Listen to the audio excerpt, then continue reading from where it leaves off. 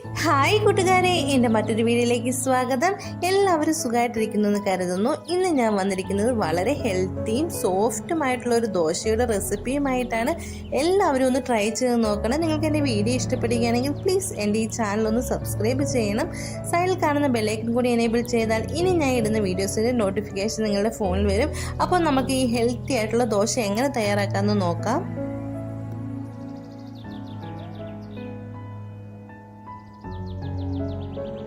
നമ്മളുടെ ഹെൽത്തി ആയിട്ടുള്ള ദോശയ്ക്ക് ആവശ്യമായിട്ടുള്ള സാധനങ്ങളാണിത്. പച്ചരി, ഉഴുന്ന്, ഉലുവ, പരിപ്പ്, ചെറുപയർ, ഇത്രയാണ് ഞാനിവിടെ എടുത്തു വെച്ചിരിക്കുന്നത്. ഞാനിവിടെ 2 ഗ്ലാസ് പച്ചരിയാണ് എടുത്തിരിക്കുന്നത്. നമ്മൾ എത്ര പച്ചരി എടുക്കുന്നോ അതിന് നേർപകുതി വേണം ഉഴുന്നെടുക്കാൻ വേണ്ടിയിട്ട്.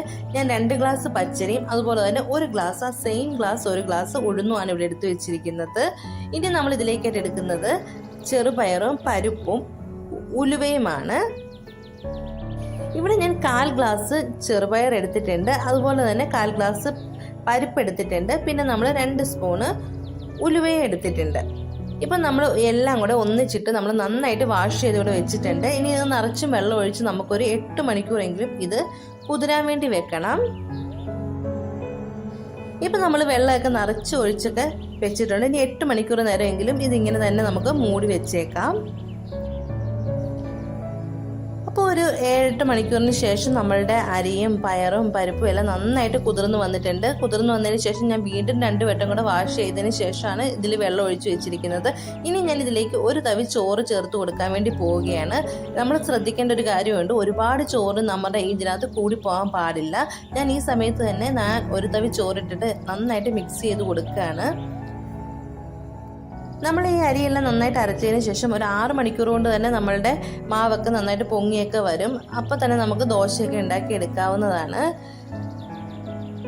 ഇപ്പം നമ്മൾ ചോറൊക്കെ ഇട്ട് നന്നായിട്ട് മിക്സ് ചെയ്ത് കൊടുത്തിട്ടുണ്ട്. നമ്മളുടെ അരിയുടെ എല്ലാ ഭാഗത്തും ഈ ചോറ് എത്തിയിട്ടുണ്ട്. ഇങ്ങനെ അരച്ചതിന് ശേഷം ഞാൻ പകുതി എടുത്ത് ഫ്രിഡ്ജിൽ മാറ്റി വെക്കുന്നുണ്ട് നാളത്തേക്ക് വേണ്ടിയിട്ട്.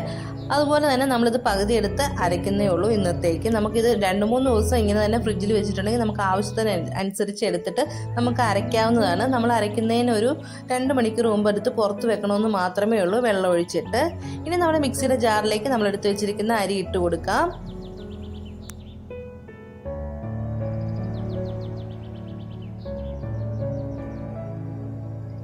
ഇപ്പോൾ നമ്മുടെ മിക്സിയുടെ ജാറിൽ നമ്മൾ അരിയൊക്കെ ഇട്ട് കൊടുത്ത് ആവശ്യത്തിന് വെള്ളം ഒഴിച്ച് നന്നായിട്ട് അരച്ചെടുക്കുന്നുണ്ട്.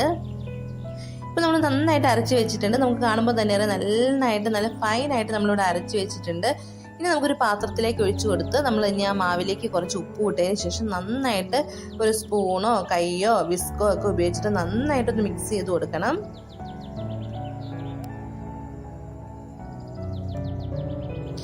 ഇപ്പോൾ നമ്മുടെ മാവിലേക്ക് ഞാൻ ഉപ്പിട്ട് കൊടുത്തിട്ടുണ്ട്. ഇനി നമ്മളൊരു വിസ്ക് ഉപയോഗിച്ച് നന്നായിട്ട് മിക്സ് ചെയ്ത് കൊടുക്കുന്നുണ്ട്. 2 മിനിറ്റെങ്കിലും നമ്മൾ ഇതുപോലെ തന്നെ നന്നായിട്ടൊന്ന് മിക്സ് ചെയ്ത് കൊടുക്കണം.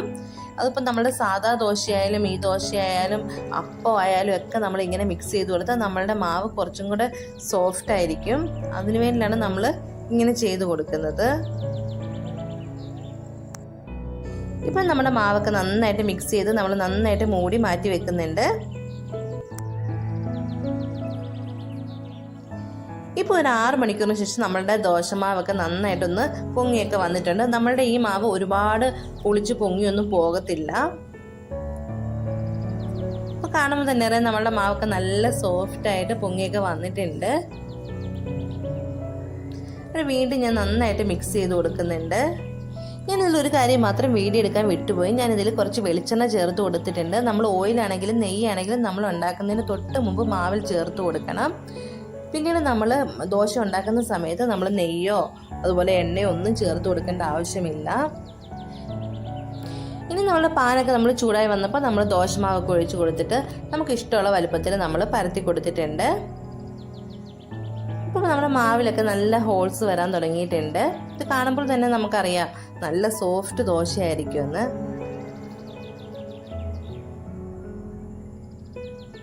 ഇപ്പോൾ നമ്മുടെ ദോശയുടെ ഒരു വശമൊക്കെ വെന്ത് വന്നപ്പോൾ നമ്മൾ മറിച്ചിട്ട് കൊടുത്തിട്ടുണ്ട്.